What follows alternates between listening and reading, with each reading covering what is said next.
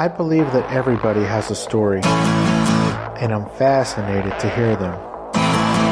So come with me as we take a walk down Fascination Street. Welcome back, Streetwalkers. This episode is with actor, producer, magician, and adventurer Rich Manley. In this episode, we talk about Rich Manley studying martial arts since he was 13, earning black belts in Kimpo and Kung Fu.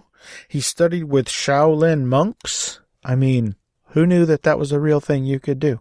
Then, of course, we talk about what led him into acting, producing, writing, editing, all that crazy stuff. Plus, we talk about a film he acted in, wrote the screenplay for, that was based on a book that he wrote, and he got to star alongside Lacey Chabert, Lance Henriksen, and James Caan. Plus, he tells a really cool story about working with James Caan. So definitely check that out. And finally, we talk about Rich Manley's new TV show, Culture Shock, Bridging Cultures Through Magic, which debuted on the Tubi channel last month. Definitely check that out. It's so engaging. You get to see and learn about cultures all over the world and watch this dude do some really cool magic as well.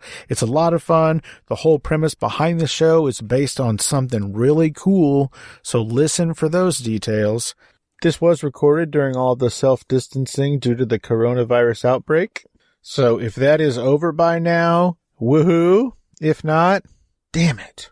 But either way, this is my conversation with actor, producer, adventurer, and magician, Rich Manley. Yeah, talk to me,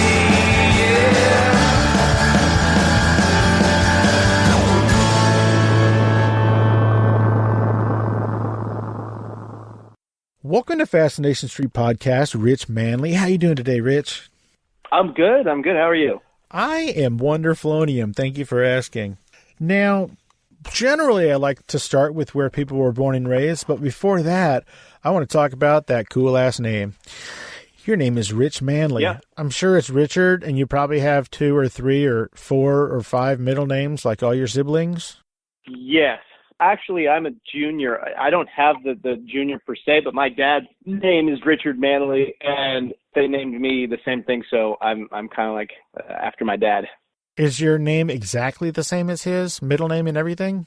No, that's where it differs. Okay, gotcha. He's Donald. I'm Craig, so I'm Richard Craig Manley. And, there was a time when some of my agents would say, hey, why don't you go for Richard Craig? Because Rich Manley just sounds like it's too made up. And I'm like, no, actually, that's the real name. Yeah, right? Yeah, my dad's name is Steve Owens, and he doesn't have a middle name, and I do, so therefore I'm not a junior. I love telling this story. My brother's name is also Steve Owens, but it's his middle name. And then my son is also named Steve. We got a lot of Steve Owenses in my family, and nobody's a junior. You're all Steve Owens. Wow. Yeah, we're all George Foremans over here. You are. You got one after the other. Yeah, it's weird that we have 2 in the same generation, though. You don't normally have 2 brothers that are both have the same name, unless it's George Foreman, like I said. Exactly, yeah. So, back to you, Rich, Mr. Manley. Oh, by the way, are you married? No, I am not. Okay, so a long time ago when I worked at a bank, there was this woman who I just knew her first name. Her name was Leslie. And every time, she was an older woman. She was probably, 50. And every time she would talk about, her husband is going to pick her up for lunch or going to pick her up after work or whatever, she would always just call him Mr. Touch. And I was creeped out because she was like, Mr. Touch is going to pick me up for lunch. Mr. Touch is going to take me home. I was like, what is happening? And then it was about 3 months later, I found out that was her last name. Her last name was Touch. And so basically what I'm saying is that when you do get married, if that happens, your spouse is going to be like, Mr. Manley is going to pick me up. Mr. Manley is going to take me to lunch. Well, that's true. But also it goes in the adverse, the other effect there where it's going to be Miss Manley. So,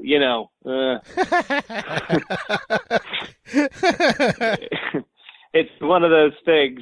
That sounds like a Jim Carrey character that he would play when he was on Living Color. He would play like this super masculine woman in a bikini.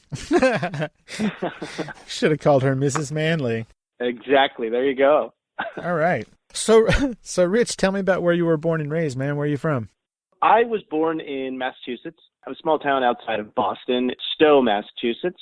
And it was kind of like in the woods, so I often just would go adventuring in the forest or by the lake, and I was always surrounded by wilderness. You know, when we are learning about the original 13 colonies and whatnot when we were in school, they don't really, I guess, give a good depiction of it, because I was probably in my mid-30s before I realized that there's forest country in those 13 colonies. There is, yes.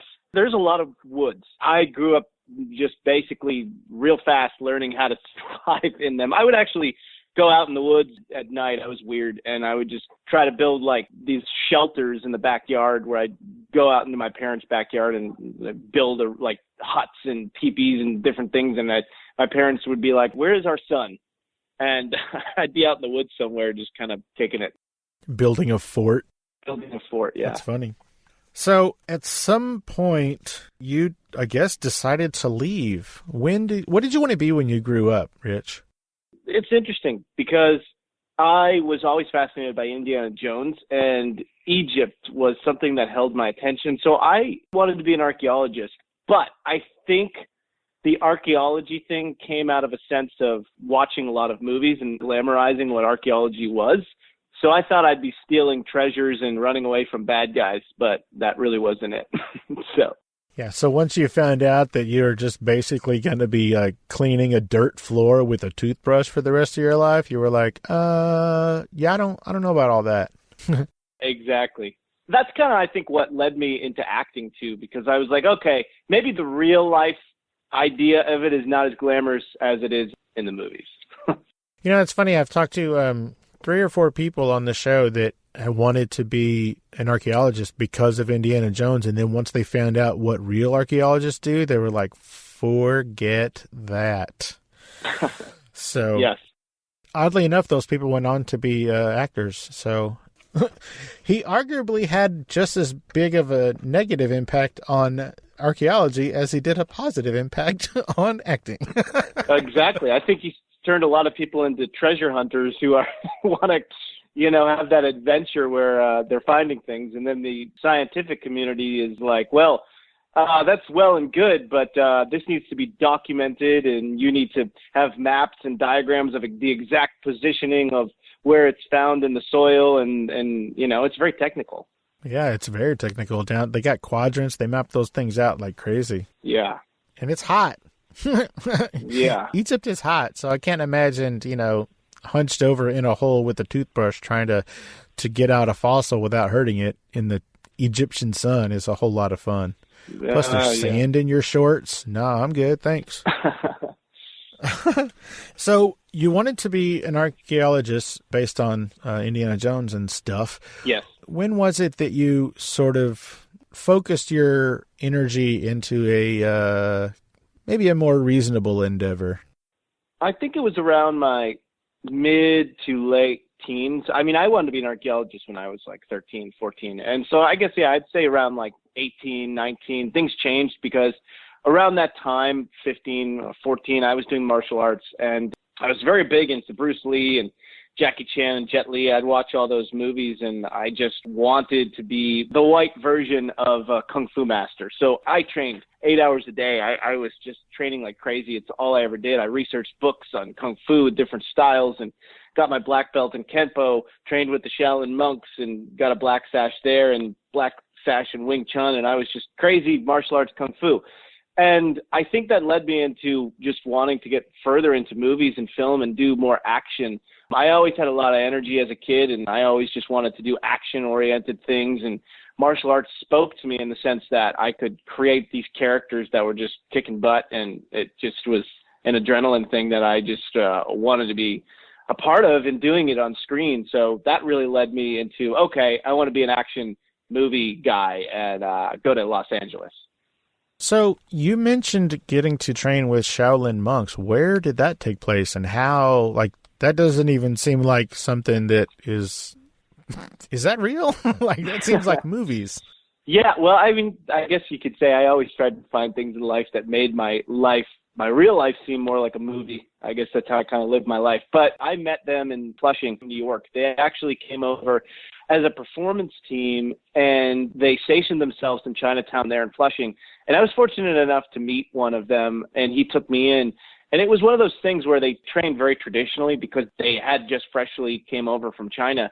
And the idea was you either stick with it and you're determined, and they don't speak really English, so you kind of have to follow along with the moves. And if you're not good enough or if you don't have the heart to keep doing it, they just don't pay attention to you. So I just had so much to prove to this particular monk, so I kept at it. And he started training me privately, and he actually asked me if I wanted to become a monk when I was 19, and because I was just so adamant about wanting to be good and get better. And I said, okay, well, what does that entail? And he said, well, no girlfriend, no alcohol, this, and that, all these restrictions. And I was 19 years old, so I was like, well, I love the aspect of the martial arts. I love the philosophy and the Zen, but I don't know if I want to be a monk. So, yeah, I didn't go down that path. A friend of mine was going to divinity school, and then at divinity school, he found out that at the end, when he was going to graduate and he was going to go on to his career, that meant no ladies. And when he found that out, he dropped out of school. Yeah, well, it's a tough thing to kind of adhere to, I think. Oh, particularly when you're 19, like. Yes. Maybe when you're 70, you can revisit. I may. I still have his phone number, so I may call him up and say, well, I'm ready now. Yes, after you've gone through one or two Mrs. Manleys. So, yes. Just kidding. That won't happen.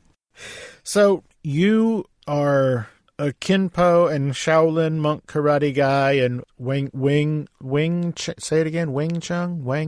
Yeah, Wing Chun. It was actually the style that Bruce Lee started out with. That's why it really fascinated me. Gotcha. So you're doing all those things and you've got black belts coming out of your ears.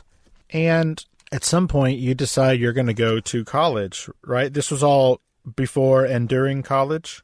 Yes. I was really into it. 14, 15, 16, 17, up to about 19, like I said. And then, college is coming around the corner and I had to figure out what I wanted to do with my life. And I couldn't, it was either, A, you're going to be a martial arts instructor and just do this because that was what I focused mainly on, or am I going to figure out what else I wanted to do with my life? And martial arts really was the guiding force for me.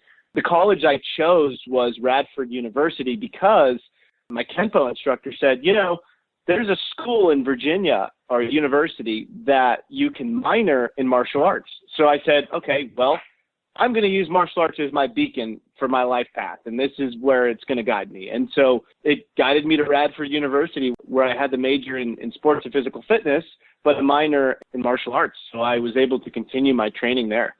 Oh, that is amazing. This is going to sound weird, but did that make those classes easier for you that you had been training and studying martial arts for, 6 years? Yeah, it did. And it was interesting because I had a style. Training with the Shaolin monks is a very unique experience, and a lot of people are fascinated to know what they can learn from that or pick up. And so that attracted a lot of people that were on campus who were interested in martial arts. That in that general area of the United States, a lot of it is dominated by taekwondo, kickboxing, karate, and not a lot of kung fu, or specifically Shaolin kung fu, which is very, like I said, unique and different. So a lot of the students that were in programs there wanted to learn privately from me, and one of the actually teachers, he got me into a lot of programs where he would have me teaching Wing Chun at the school where I could share some of my knowledge with some of the instructors.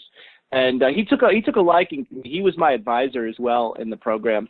And it was interesting because there was another karate instructor, actually he was a taekwondo instructor, and he had solidified himself in that campus as being the go-to guy to learn stuff. And he was my age, he was a student, but he was the head of that program. And honestly, again, this is where it comes into the whole, my life was like a movie, because this was like a kung fu movie adversary, I guess you could say. He did not like me because I was taking his students not intentionally, but they wanted to learn Kung Fu. And so he challenged me to a fight to showcase both of our styles and which was better. And he did this on the quad of the school, where everyone could see. It was a pass-through area on the field where there was the campus, and you'd have to walk through to go to classes. It was a big field. So we got there, and the students were all watching, and I said to him, look, we don't have to do this, I mean, it's not necessary. And he said, no, I want to show that Taekwondo is better than your Kung Fu. And I said, okay. So we had a whole group of people surrounding us that were martial artists and non-martial artists, and he wanted to fight. We had no gear on, just a friendly sparring match, I guess you call it. And he came in for a kick.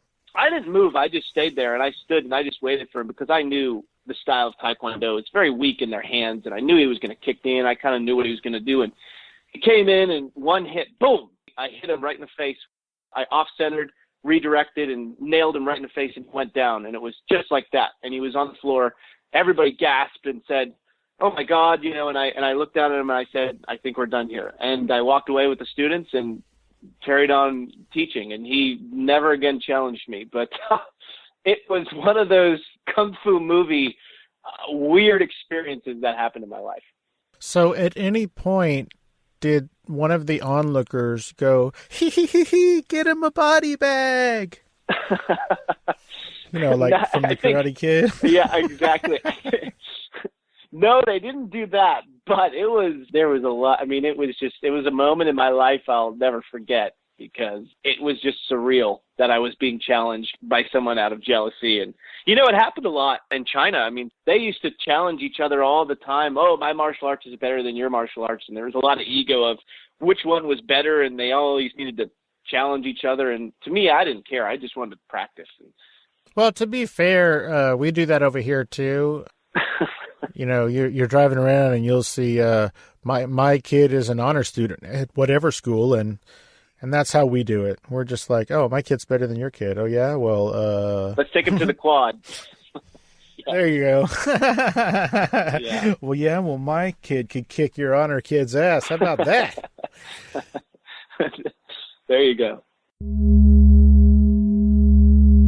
Hey, Streetwalkers, here's a word from our sponsors.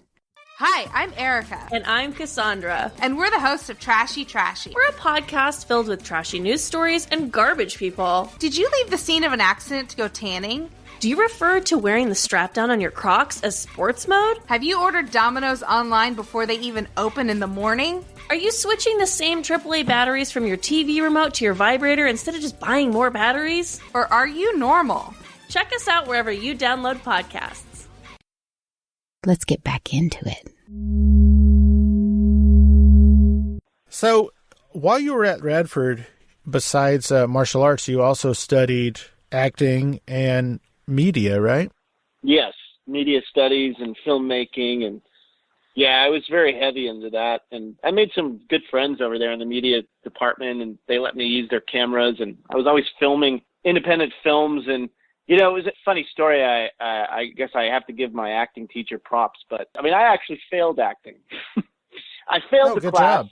Yeah, I know. Well, I failed the class because instead of going to the classroom and learning the techniques or what have you, I was over the media studies department and skipping my acting classes and making independent films. I seem to have this effect, which I don't know if it's a good quality or bad quality, but it definitely got me some sideways glares from some of my teachers. But a lot of the acting students from her class would come to me and say, hey, Rich, I hear you're making these independent movies, like action movies on campus, and can we be in them? Because we really like filmmaking style, and the style that she's teaching, it's a Uta Hagen style of acting, and they're like, it's very, I don't know, it just seems too structured, and we don't really want to do the theater. We want to do more film acting, and maybe we can be in your independent film. So she basically took me into her office and said, Rich, you're missing class, you're making independent movies on film, and now my students are skipping class to be in your films.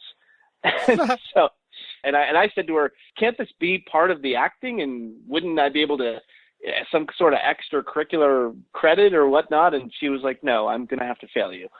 And that was that. But, I owe her a lot of credit because she did kind of push me to be better because I always was like, okay, this is one way of doing acting, or this is another way of doing acting. You have the theater acting, you have the film acting, and there's, there are differences to them. And I just personally preferred a style that was just very natural, and I loved the action stuff. And so I wasn't trying to win an Academy Award. I just wanted to be on camera and do action, cool stunts and fun stuff. And that's what happened. And I failed acting.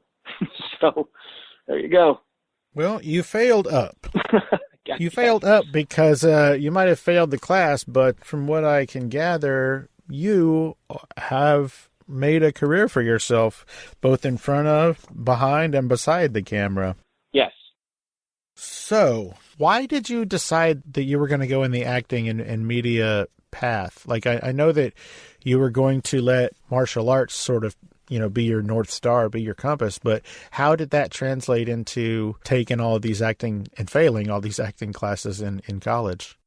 Well, like I said, I was always very drawn to the filmmaking. I love creating things, and creation to me is very important. And whether you're creating a character on an acting sense, or whether you're a director creating a story, or using writing, creating the story, and then the director basically is the voice of the interpretation of that story, it's all creation. And I love that aspect of it. Even the editing part, I love editing film as well, because you're telling a story in the editing. I mean, really, the story is told once the film is edited. You can add so many underlying tones within the editing room that can change a script completely.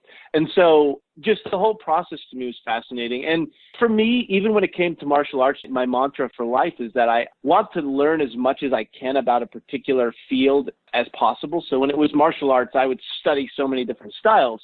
I would read books. I would check books out of the library. I would go to classes. I would take notes. I would, just be enthralled in all of it. And when it came to acting and the entertainment industry, I didn't just want to be an actor and say, oh, this is all I know.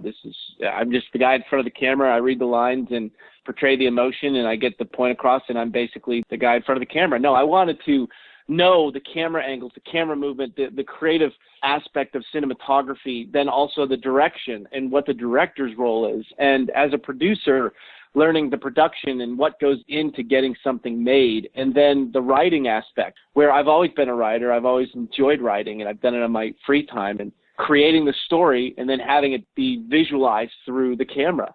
So all of that stuff fascinated me, and I think that's what led me into Los Angeles and getting into some of the places and fields of work that I got into, was because I met this guy named James Houston in Radford at the university. He owned a martial arts school, and he was a producer, and he was producing a show called Star Stunts in Action in Los Angeles. And it was basically a show for Discovery where they were interviewing stunt guys and people behind the scenes of action movies. And he was one of the hosts, and he was a producer. And so he and I met. We did martial arts together. We hit it off.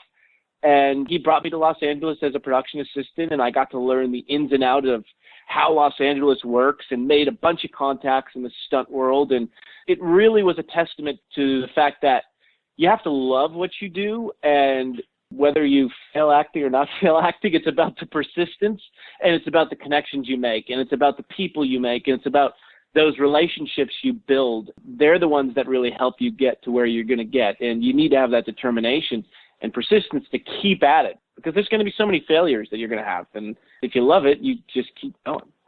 Yeah, I guess that's why successful actors say, if you can do anything else, do it, because this is going to be hard. And if you even have an ounce of quit in you, you're not going to make it. Exactly.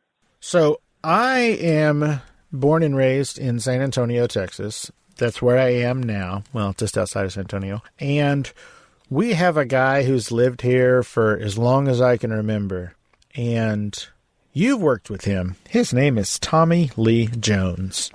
Okay. Yes, he lives here. So somehow, even though you decided that you're going to write and edit and direct and produce, you also decided that you wanted to act. Yes. You didn't have enough hats at your house, and so you were like, I'm just going to keep getting hats until I don't know what else to do. I guess I was a hoarder. Yeah. Yeah, there you go. You're just taking all the jobs. Oh, incidentally, I believe it was filmmaker Kevin Smith said about editing, why would you let anybody else edit your movie? The story is told by the editor. Exactly. Yeah.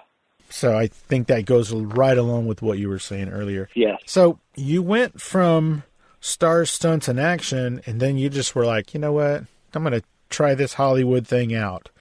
When you got to Hollywood, did you have a job waiting for you? Did you have to wait tables? What was the trajectory of your time there when you first got there?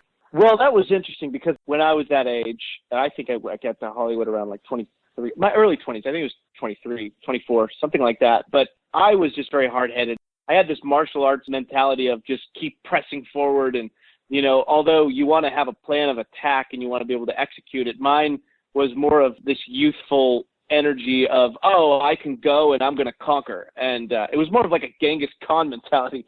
So I went to Los Angeles thinking, oh, well, I have all these skills, I'll be fine. So I kind of didn't realize, even though I had met all these people through James and Star Stunts Action, I thought it was going to be easier for me to secure things and get things done. And I had a rude awakening because although I knew stunt guys and older stunt guys as well who were kind of like my mentors and taught me more about stunts and taught me more about the film industry and that world, it was difficult for me to support myself. So I was couch surfing. I stayed with some of my Kung Fu brothers in Santa Clarita. That's where I first stayed. It was a house in Santa Clarita.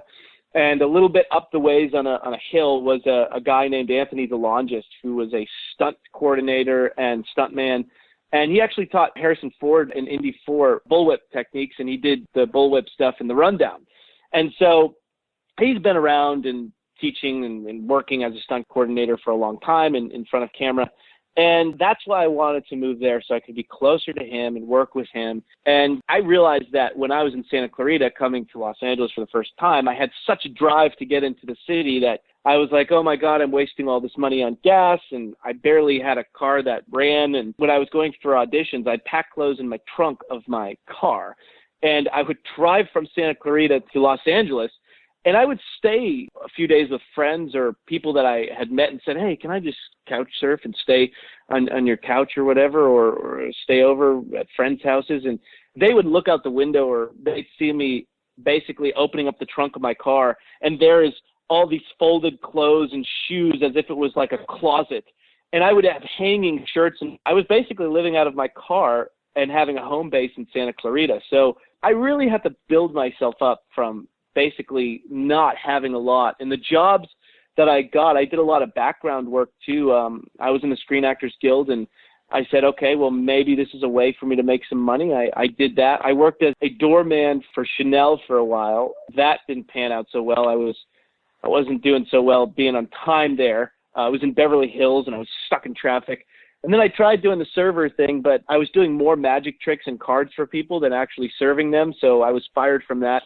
So I got fired from a lot of jobs because I was trying to entertain people with card tricks rather than actually doing my job. So that didn't help me in the money sector either. So I just said, okay, what am I going to do here? Because I love to perform. I love to do this. I'm not making good money. I'm getting fired because all I want to do is entertain, and reached out to more contacts. I got a job at Paramount doing some script supervising. I had an office at Paramount. So I did that. I started building up, and I met somebody, oddly enough, my business partner till this day, when I was doing card tricks at a sushi restaurant in Studio City.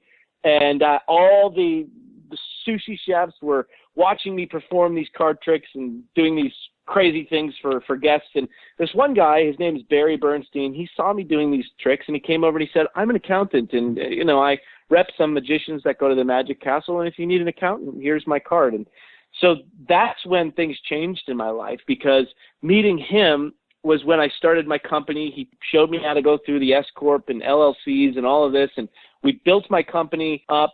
We used my contacts I had made from Paramount and other people that I had met through producers and James when I had been coming up when I first got here. And the rest is history. We work till this day. He finds the investors and the money for the projects, and I use my contacts and get them out there. Well, that is a fortuitous sushi card lunch thing. It was. What's the name of your company? It's called 12th Planet Productions. Did you name it back when we had 9? Yes, exactly. Well, oddly enough, I don't know if you're into this or if you've read any of this, but this is again coming from my archaeology fascination with history. And there is this book writer, maybe some people have heard of him, Zecharia Sitchin, and he wrote this book called The 12th Planet back in the 70s. I think it was the late 70s or early 80s. But it was his theory that there was an ancient astronaut civilization that came before us and influenced the Sumerians, influenced the Egyptian with the pyramids. And he has all of this compelling evidence in this book about archaeological finds and how history has skewed things one way, but this is the real history. And it was really fascinating for me. And I thought, this is an interesting theory. And so that theory stuck with me for a long time, and that's why I named my company 12th Planet Productions. Oh, that's really cool. I love the story behind why people name stuff. Now, typically, and I don't think that, well, maybe by now the listeners have looked at a photo of you, but typically magicians become magicians because they're staying in their room learning magic tricks because girls won't talk to them. You do not have the look of someone who fits that profile. So how, when, and why did you become a magician? Well, it's interesting. I've always had this mentality. When I was 13, 12, around that age, I always bring that up because that was a catalyst for my life. I mean, I was a kid I was an introvert, and I played video games a lot. I was always playing Sonic the Hedgehog on Sega and Super Mario Brothers on Nintendo, and that's all I did. And I was overweight. I was an overweight kid, and that's what I did. And I created characters. I'd dress up as Aladdin, or I'd dress up as Sonic or Super Mario, and I would run around the house and pretend I was these people. And I just had so much energy. And my mom was like, well, we got to get you out of the house and doing something else and, getting moving. And I would practice magic too. And my grandfather taught me magic, actually. I would do these tricks at home, and that's all I did. I didn't go out much. And the martial arts, when I started watching movies and martial arts movies, and I was playing martial arts video games, and the martial arts video games I was playing, at that time, like 13, I was like, wow, this is really cool. I was playing like Mortal Kombat and stuff, and I'm like, I want to do what they're doing. And I had not worked out. Like I said, I was a pretty overweight kid, and so I started signing up for a martial arts class, and something inside of me snapped, and that's when I just really started working out and getting in shape. But I always had that mentality of when I was 12, 13, of being made fun of in school. I was made fun of, and people would, laugh at me because I was overweight, and I always felt self-conscious about it. In my kindergarten, I would hide underneath the slide. I wouldn't talk to people because I just wanted to go home and play video games and do magic. That mindset carried over even when I was doing martial arts and working out and staying in shape. I always had that like kid inside of my head saying, oh, well, you were always made fun of, you were this, and that. And it pushed me to better myself because I had gone through the bullying and all that. And it kind of gave me this mindset of deep down inside, despite what I may look like now or that I've gotten in shape, I came from a mindset of I got to work hard. Well, that makes sense. I think a lot of people, they need that trigger. And, whatever it is, it could be anything. It could be a book you read or a movie you saw or just a person you bumped into on the street. But I think a lot of people have these triggers in life that sort of change the path of the rest of our lives, or at least open it up to potentially change our lives if we take that interest and run with it like you did. So well done. Now, I know that you said you have always been a writer. You have always written. Did you write a book called Acre Beyond the Rye?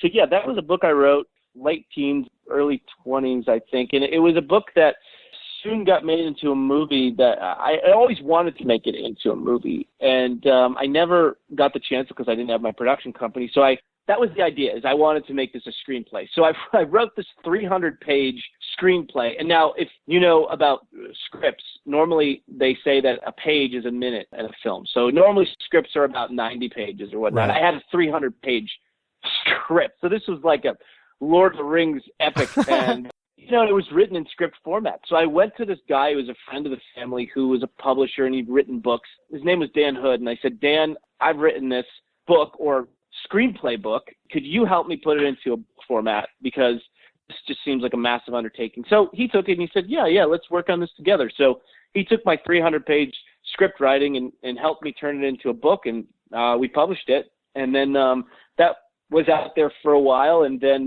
when I finally met Barry, started my production company, I revisited the book and finally wrote it into a 90-page screenplay, and then we filmed the movie. So how hard was it to get that movie made? And you had some pretty big names in that film, because you're also in it, right? Yeah. So you're in it, and you wrote the screenplay that was based on a book you wrote, and I'm assuming it was with your production company? Yes, we partnered with my company and Skinfly, which was this producer that I had known at Paramount, and he hired a director I had also known from Paramount. So we partnered up with his production company, who had distribution ties and all of that. And so, honestly, that was a learning experience for me, because I had always grown up being self-sufficient. And so writing it and acting in it, I had a vision for how I wanted it to be. And I had to sacrifice a lot of that, even though these were people I knew. The producer was someone I knew. The director was someone I knew. There were moments where I was very frustrated on how the film was being made, because it just wasn't the vision. And I would talk to the director off set and say, this isn't really how I saw writing this. And I really think we need to do this. I really think we need to do this. And he was like, we're going to do it this way. And so there was the moment where I had to give up, even though it was my project. I had to be like, okay, well, and I had to learn a lesson of working together with a director. Even if you've written something, you understand that things are going to change and their vision is going to be included in your vision. And, there's a little bit of give up of creative control when that happens. Yeah, I think there's sort of an implication of, somebody else is raising my kid, and that's not how I wanted my kid raised. Right. And I think that for that reason, a lot of directors won't even allow the writer to be on set. Well, and unfortunately, the writer was the one in front of the camera, so it was a dynamic. It was a dynamic where, and because we're friends now, I probably would never do this if the director wasn't someone I knew. But he would tell me, Rich, I think you should do it this way. And the cameras would turn on, and I'd do it the way I wanted it. And he'd be like, oh my God. He'd be like, Rich, no, try it. And I'm like, this is not the character. This is the character. And so it was a thing. Then they'd watch it over, and he'd be like, okay, that works. No, I actually like that better. And I'm like, I told you. I know, I wrote it. Then we'd move on. And then there was points where I would take his advice and say, no, you're right, this is very good. But we had that banter back and forth where he'd give me advice, or he'd say, no, act it out this way. And I'd be like, no, I do it this way. And then there'd be points where he'd say, act it out this way. And I would do it, and it would all be good. But we had this kind of contention with each other. And again, it was something I could do because we were friends.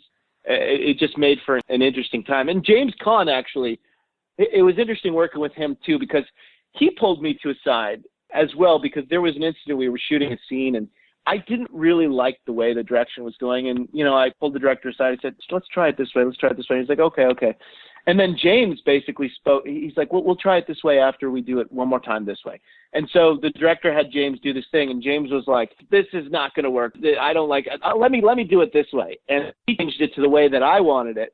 So after, I just kind of looked at the director and I was like, yeah. And he was like, rolled his eyes. But James was very vocal, and I loved working with him because he had the accolades to speak up, and say, no, this needs to be done this way. And he just had the experience where if he said that, you trusted him. You trusted that what he was saying and how to shoot it was going to be for the betterment of the project. And he would speak up and say, no, let's do it this way. No, let's try this. And a lot of the times it made the scene better. And it was terrific working with him because just the banter back and forth, coming off of the script a little bit, not word for word. If I said something to him, he'd come back with just something improvised, and we'd go back and forth. And it just was fantastic to work with somebody of that caliber and level where it just felt so organic.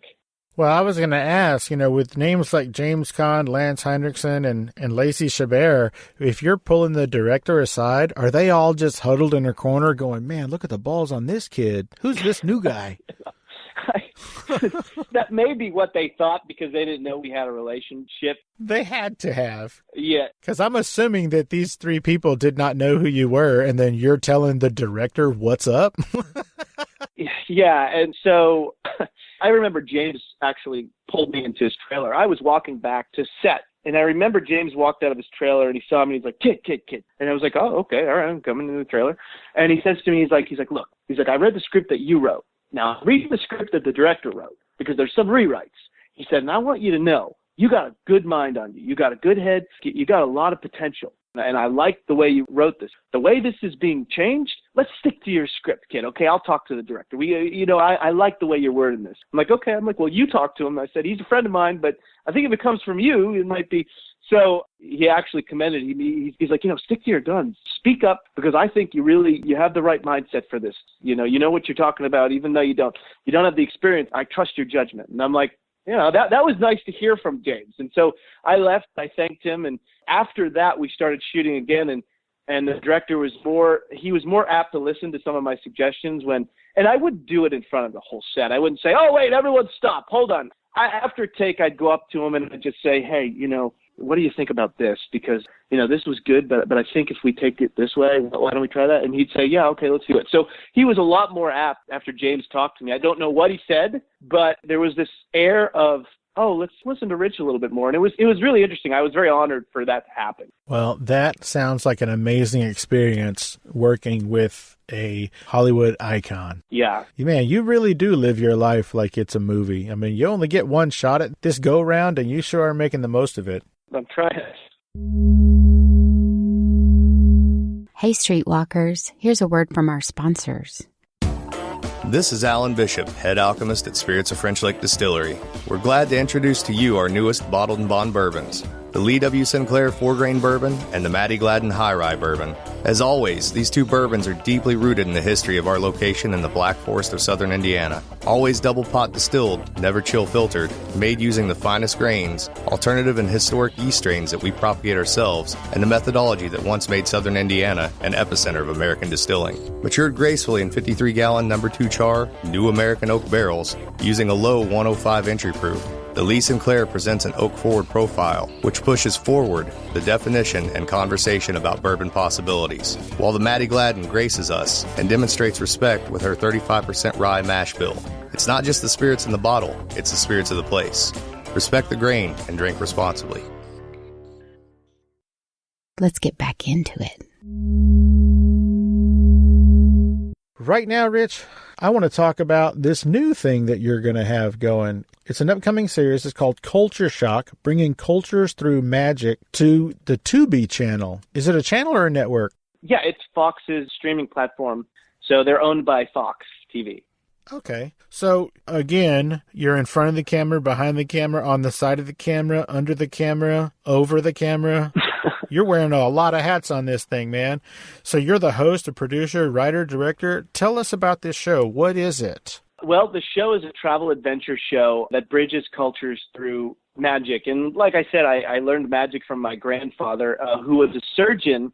And back in the 40s, they taught surgeons sleight of hand so that they'd be better with their finger dexterity and their hand dexterity. And he taught me magic when I was probably like 10 or 11. So that spurred a lot of the archaeology. I want to be an archaeologist. I want to travel the world. I want to do all these adventurous things, in combination with the Indiana Jones vibe, because my grandfather would travel the world and he was looking for ways to implement other medicinal methods into his own practice as a surgeon.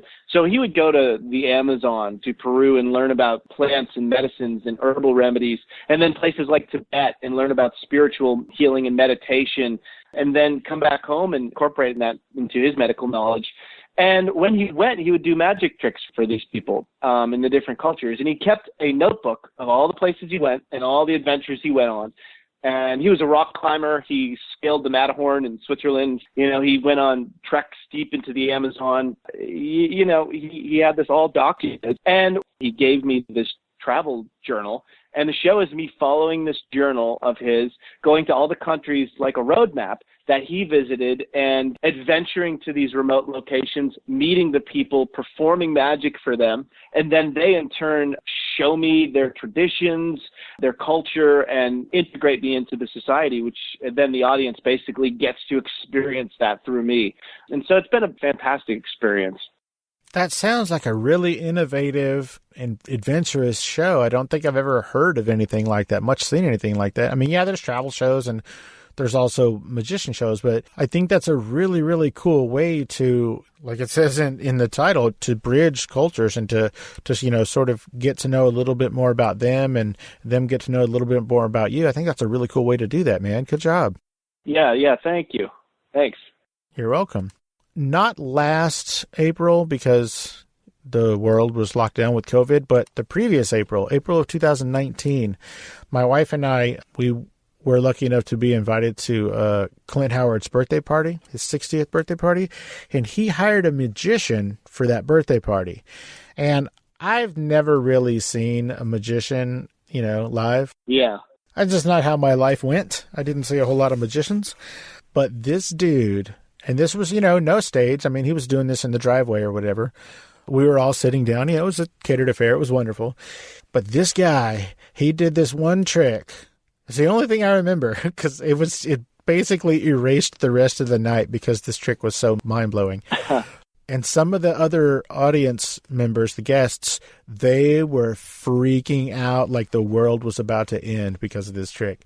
And so I want to know if you've ever heard of this trick, and this trick might even be so unique that you know who this person is. I have no idea. Okay. So basically he's telling a story and blah, blah, blah. And long story short, he has, one of the guests, the crowd members, put an egg, like just a chicken egg, into the magician's jacket pocket. And then he tells a story or whatever, and then basically out of his other pocket, he pulls a live chicken. Yeah. I don't know if you know that guy or what, but that guy was melting brains. Like, people were freaking out. I know of the trick, but I don't know of the guy. Classic, the egg trick. But it seems like he had a twist to it, put his own spin on it, which is really cool. It was phenomenal. And then he did it again. So basically at the end of the show, people were just crowded around petting these two live chickens. And my wife and I were like, what the hell is happening? Hollywood is a weird place. Well, you got that right, yeah. What is your favorite trick that you do? Is the word trick offensive to a magician? No, I mean, I don't get offended easily, so you don't have to worry about that. But okay, well, just for those magicians listening out there, let me rephrase. What is your favorite illusion? I would say it's more of ease of use, because my favorite ones for me are the ones that are the easiest to do, where I don't have to do all this setup and everything because it's just such a hassle. I used to go out early on in my career where I'd go to bars and places where I'd wear a leather jacket that I'd have to hook up to all these things and devices for doing tricks. And I felt like the Tin Man, like carrying all this weight in this jacket. And I was like, oh my God. I would have a jacket that literally had different devices in it for doing effects and pockets full of different magic. And so that just became something where it was like, oh, this is just so much why am I putting this much effort? Even though I loved it, why am I putting so much effort into it? So I developed a few tricks, or I should say effects, that had a real great impact on people, and I knew would always get the result and always get people to be like, wow, that's great.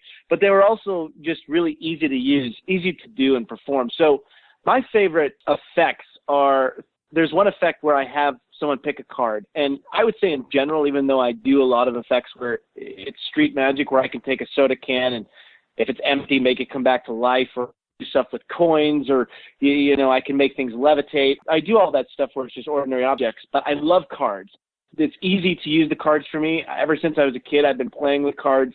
Actually, when I'm driving my car, I'll have one hand on the steering wheel and one hand with a deck of cards, cutting them in my hand. It's kind of like a stress ball for me. I'm just always playing with cards. So my favorite effects are with cards because they're just so easy for me to do, and I'm used to the sleights of hand. So the one effect I like to do is where I have them pick a card, and they choose any card they like, and then if somebody has tattoos on them, I change one of their tattoos into the name of the card, which is an effect that I do often, and it always gets great reactions, and it's just something that I know I can do, and it allows me to show my card shuffling skills, and it's straight to the point. It doesn't take too long. You have them pick a card, you do some cool stuff with the cards, you shuffle them, and then boom, the name of the card is on their tattoo. That seems pretty impressive. Yeah, it's fun. So I know that we're running out of time here. We're a little bit up against it, but can you tell me about Fallen Cards? What is it, where is it, and when is it? Sure. Fallen Cards was another project through my production company that I wrote, and it is currently in development. It's been taking a long time to do because it's very action adventure oriented. It's basically like a Mad Max meets Indiana Jones, I guess you could say. I loved Mad Max as a kid. I loved Indiana Jones. And so this post-apocalyptic world is where it's set. And it follows this magician who is the center act of this walled city. There's just one city left in this post-apocalyptic world called Harbor City, and it's where all the people that survived the apocalypse have rebuilt into this Vegas-style city. And it's run by this evil business mogul who has basically have everyone under the guise that play games and be, hypnotized by the entertainment, and you'll forget about the terrible world outside the city walls. The main character, Thomas Archer, Tommy Blades, as he's called, is a magician in the city who I play, and he uses martial arts on stage with a katana to cut his assistant in half and then bring her back together, and uses a lot of sword play and throws sharpened cards at dartboards, and it's more of like danger magic. And he ends up finding himself in a situation where, without giving too much away of the story, that his father, who was an archaeologist outside the city walls, was searching for something, and he found this object that could basically change the tide of the world and rebuild the world. And this magician who has martial arts abilities in the city ends up being the hero he doesn't want to be by protecting what his father found from all these people that want its power to basically dominate a new world. And it's Mad Max action. It has all these Mad Max themed cars and martial arts and all this cool stuff. So it's a fun movie. Well, no wonder it's taken a while. It sounds expensive. It's very expensive. Very expensive. Yeah. So everybody, definitely check out Culture Shock, Bridging Cultures Through Magic. It's on Tubi. It came out last month. Go check that out. I know I will. And also, I'm super interested to check out Acre Beyond the Rye. So y'all all go check that out as well. And we're going to keep our eyes peeled for fallen cards. Now, Rich, is there anything that we didn't talk about or I didn't ask you about that you wanted to talk about today? I think I talked your head off today. So I think... Once you get me going, I like to tell stories. I guess the one thing I'm working on, I'm writing a book, which if you go on to www.cultureshockmagic.com, that's our website for everything Culture Shock related. And it will be up for sale once it's published, but I'm writing a book on all of my adventures to different cultures and all of the mishaps that have happened and things I've learned along the way that were not filmed in the show, because a lot of stuff that wasn't on the TV show actually was very interesting that will be in the book. So that'll be coming out hopefully next year. Oh, that is dope. And as we're going out, I was looking at your Instagram page, and you also share a lot of photos and things of that trip. So can you tell everybody where they can find you on social media? Because it's definitely worth checking out. Yeah, of course. My social media is Rich C. Manley. Yep, the last name Manley. So it's Rich and then C as in cat, my last name, which is actually spelled Manley. That's my handle for Instagram. And then I also have a personal website, which has additional content and photos from expeditions I've gone on, which is expeditionrich.com. So those are pretty much where you can find out information about me. And again, the show website is cultureshockmagic.com. We've got some great stuff up on those sites. So no Twitter, no Facebook, no TikTok, no whatever else is new? I have so much going on, I had to pick one. And I picked Instagram. I guess doing the Twitter and the Facebook and everything else, I just couldn't keep up with it. That makes sense. It's very time consuming. Right. But if I do, on my Instagram, I'll say, hey, come follow me on Twitter and Facebook. There you go. All right. Well, thank you so much, Rich Manley, for taking the time out of your busy day, traveling all over the world, illusionating people to hang out and let us get to know you a little bit better on Fascination Street, man. I really appreciate it. And thanks for having me. It was 100% my pleasure, and you have a great rest of your week. All right, you too. Thanks, Rich. Bye-bye. All right, bye-bye. As always, thanks for listening, Streetwalkers. And don't forget, follow the show on Twitter at FascinationSTPD, on Instagram at Fascination Street Pod. Follow the podcast page on Facebook at Fascination Street Podcast. And of course, you can always email me at fascinationstreetpod@gmail.com. And if you haven't already, don't forget to hit the like and subscribe button and rate us on iTunes. Opening music is the song Magnolia from the 2014 album Intransigence, used with permission from Douglas Miles Clark. Closing music is Apollo from the 2001 album Into the Known by the band Sapphire. Thanks for hanging out with us and getting to know a little bit about our guest. We'll see you next time on Fascination Street.